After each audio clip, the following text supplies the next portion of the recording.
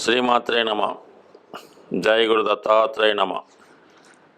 ఈ వీడియోలో మనం కుంభరాశి వారికి కుజుని యొక్క ప్రభావం ఏ విధంగా ఉంటుంది అంటే, ప్రస్తుతం ఈ రాశి వారికి కుజుడు జూన్ 6వ తారీఖు వరకు 6వ స్థానంలో సంచరిస్తూ ఉంటాడు. 6వ స్థానం అన్నది ఒక విధంగా కుంభరాశి వారికి కుజుడు 6వ స్థాన సంచారం చాలా విజయాల్ని చేకూర్చి పెడుతూ ఉంటుంది. అంటే వీళ్ళు చాలా కాలంగా ఆర్థిక పరమైనటువంటి సమస్యలు, కోర్టు పరమైన సమస్యల్లో చాలామంది ఇన్వాల్వ్ అవ్వడం కానీ అందులో ఇరుక్కొని బయటపడలేక సతమతం అవ్వడం జరుగుతూ ఉంటుంది. అటువంటి వారికి చాలా రిలీఫ్గా కోర్టు సమస్యల నుంచి, రుణ సమస్యల నుంచి బయటపడడం జరుగుతూ ఉంటుంది.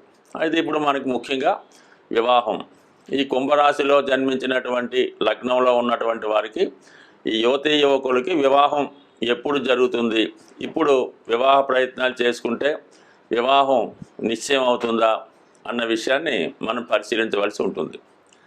కుజుడు 6వ స్థానంలో ఉన్నాడు. 6వ స్థానం అన్నది ఏంటంటే వివాహ సమస్యలు పరిష్కారానికి అనుకూలంగా ఉంటుంది, కానీ వివాహ సంబంధాలు కుదుర్చుకోవడానికి అంత అనుకూలత అయితే ఉండదు.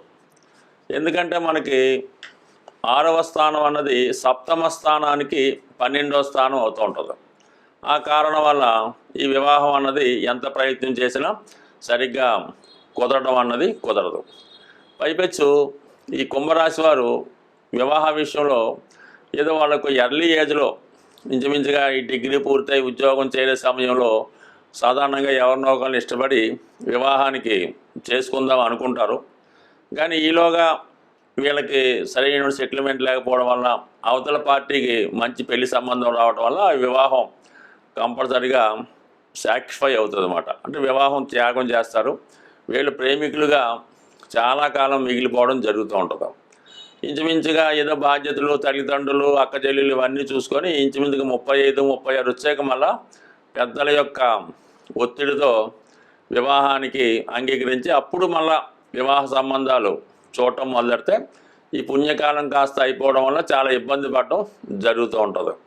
అందువలన సాధారణంగా ఈ కుంభరాశి వారికి ఎర్లీ మ్యారేజ్ అయితేనే బేగ అయినట్టు, తర్వాత లేట్ మ్యారేజ్ అన్నది చాలా ఇబ్బంది పెడుతుంటుంది. ఒకవేళ కుదిరినా కూడా చాలా వరకు ఆ వివాహం అన్నది సక్సెస్ కాదు. ఎంతసేపు కుంభరాశి వారు వారి ఫ్యామిలీ, తల్లిదండ్రులు, భార్య కాకుండా కుటుంబ సభ్యులకి ఎక్కువ విలువిస్తూ ఉంటారు. సప్తమ స్థానం వీళ్ళకి ఏమైంది, సింహరాశి అయింది. అంటే బాగా అధికార హోదా కలిగి ఉండి బాగా ఉన్నత స్థాయి కుటుంబం నుంచి వచ్చినటువంటి అమ్మాయి ఎక్కువగా భర్త ప్రేమ, భర్త అనురాగాన్ని కోరుకొని ఈ కుంభరాశి వారిని వివాహం చేసుకోవడం జరుగుతూ ఉంటుంది. అయితే సాధారణంగా ఏమవుతుందంటే వీళ్ళ యొక్క హోదా కన్నా ఎక్కువ స్థాయి ఉన్నటువంటి జీవిత భాగస్వామి రావడం వల్ల వీళ్ళకు కూడా కొద్దిగా అకామిడేట్ అవ్వలేకపోతుంటారు. ఈ కారణం వల్ల ఏదో ఒక చిన్న కారణంతో వివాహం ప్రాబ్లం రావచ్చు. బట్ ఏదైనా ఇప్పుడు వీళ్ళు వివాహ ప్రయత్నాలకు అయితే మాత్రం జూన్ 6వ తారీఖు వరకు ఆగితేనే అనుకూలత ఏర్పడే అవకాశం ఉంది. అప్పటిదాకా ఆగడం మంచిది.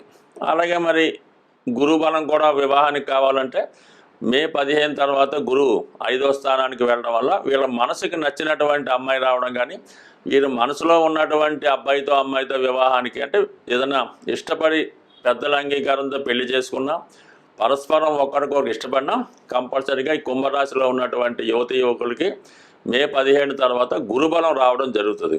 5లో ఉన్నటువంటి గురువు 11 వీక్షించడం వల్ల ఇది అనుకూలంగా ఉంటుంది. శుక్రుడు కూడా కొంతవరకు ధనస్థానంలో ఉచ్చులో ఉన్నప్పటికి కూడా పాపగ్రహాలతో ఉండడం వల్ల పెద్దగా ఫలితం ఇవ్వకపోవచ్చు.